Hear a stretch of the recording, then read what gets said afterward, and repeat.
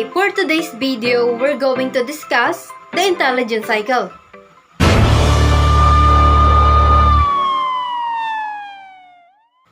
So as we all know, before we can consider information is an intelligence, it has to go through a process.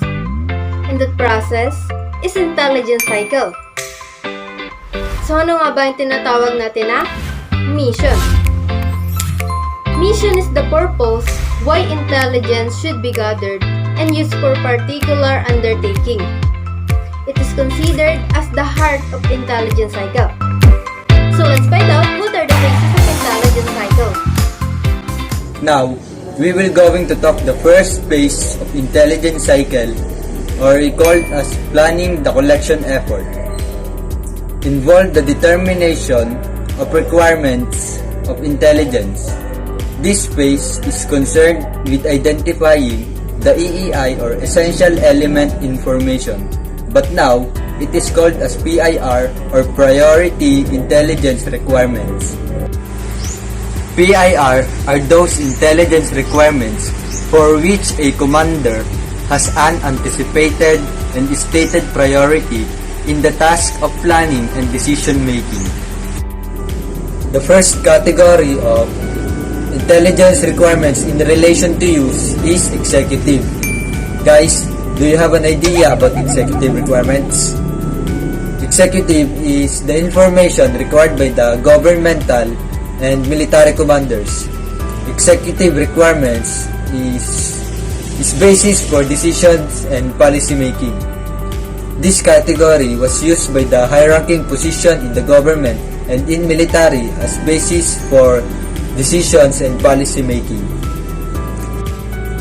Next one is contributory. It is the information required to complete the staff process, make plans and estimates that contribute to decision and policy making. The purpose of this category or contributory is to contribute to the decision and policy making. Operational. It is the additional intelligence required in planning and carrying out effectively the decisions and policy announced. Decisions and policy requires implementation. This category is related in implementing the decisions and policies. The last one is collateral. The higher or adjacent echelons of government and military establishment may require information. This category is related in conducting policies. For example, a government conduct a policy and the PNP are required to know the information for implementing the enforcement. And now, we will going to talk about the three categories of intelligence requirements in relation to type. The first one is basic requirements. These are the general reference materials. Example of these requirements is when you are enrolling in this school, you need to pass your basic requirements like PSA, report card, and other basic requirements. Next one is current. Current is temporary in nature and narrower in scope. These requirements are current. For example is the current news in the Philippines, the current situation like COVID-19 or coronavirus in the Philippines. That is the example of current information or current requirements. The last category of intelligence requirements in relation to type is estimative. Estimative is the future courses of action. This is the type of requirements that are required by the executive in terms of future military operation. I will going to discuss the collection of information. So, do you have any idea about collection of information? Let me share you something. In collection of information, this phase of cycle is concerned with the identification of collecting agency, the formulation of procedures on the matter of collecting the information, conjunction with plans as achieved in phase 1, means in collection of information, all the information will be compressed for a further explanation. Selection of collecting agencies. So in this part, we will going to list all the available sources, the collection that will be assigned in accordance with capabilities, the collection directives that do not limit the activities of the collecting agency, and the criteria for the selecting of collecting agency. There must be the suitability, the capability, confirmation, timeliness, and of course, the balance. The purpose of collection plan is to ensure logical and orderly analysis of the intelligence requirements.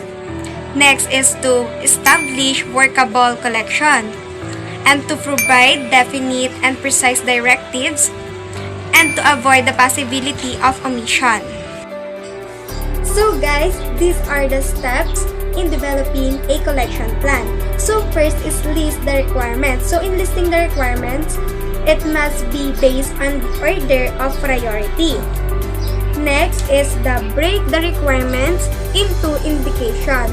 So any actual or potential activity, it needs experience. Next is fit those indications into existing situations. So for example, nito is yung attack defense.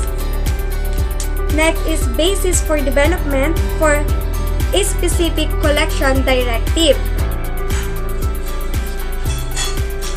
The next is the selection of collecting agencies. So, dito papasok yung criteria for selection. Factors in choosing the collection agent. In choosing the collection agent, it is based on their capability. And there are 3 factors. So, first is methods of collection. It is done through overt method or open system or covert method o ito naman yung secret. Then next is the collecting agencies. It is depend on the type of operation. And last is the trade crops. It is requires photography, sound equipment, and so on. Phase 3. Dito sa phase 3, ito yung processing the collected information. So, dito tinatalakay yung pag-evaluate at pagko-collect ng mga informations. So, may 4 steps para ma-acquire yung phase 3. So, ang una ay collection. Next is the recording. Then, evaluation. And lastly, the interpretation. So, una ay collection. Dito ay yung pagko-collect ng mga data o information na kinakailangan sa isang tao. Next is the recording. So, dito sa recording naman ay lahat ng data at information na collect mo ay i-record mo na halimbawa sa police logbook and journal. Then, next is the evaluation. So, dito sa evaluation naman ay meron tayong 3 para ma-determine yung sa evaluation. So, una ay pertinence. Dito ay malalaman kung tama ba lahat ng information. Tapos, reliability. Kung ang mga information bang nakuha ay legit. At credibility naman, kung ang mga information ay may kapanipaniwala o may record ba sila sa ibang agencies. Lastly, interpretation. It establishes the meaning and the significance of the information, involves analysis, integration, and deduction. Why is this done and why is this important? In summarization of phase 3, it is all about the groupings and arranging or listing of collected information. We need to examine if the information is reliable and factual. The information should be confirmed by others. Okay, the last phase is phase 4, which is dissemination and use of information. In this phase, the cycle refers to the activities of transferring and processed information into the proper users, most particularly the authority that requires the activity. Processed information can be disseminated through annexes, estimates, briefing, reporting, messages, overlays, and or summaries. There are 2 criteria which is need to be observed in dissemination. It is timeless and propriety. Timeless must reach the users on time to be value. It means, kailangan mong maipasa yung information ng nasa oras. And property is, the message must be clear, concise, and complete. Kailangan dito yung pagbigkas mo sa reporting is malinaw at maintindihan ng nakakararami.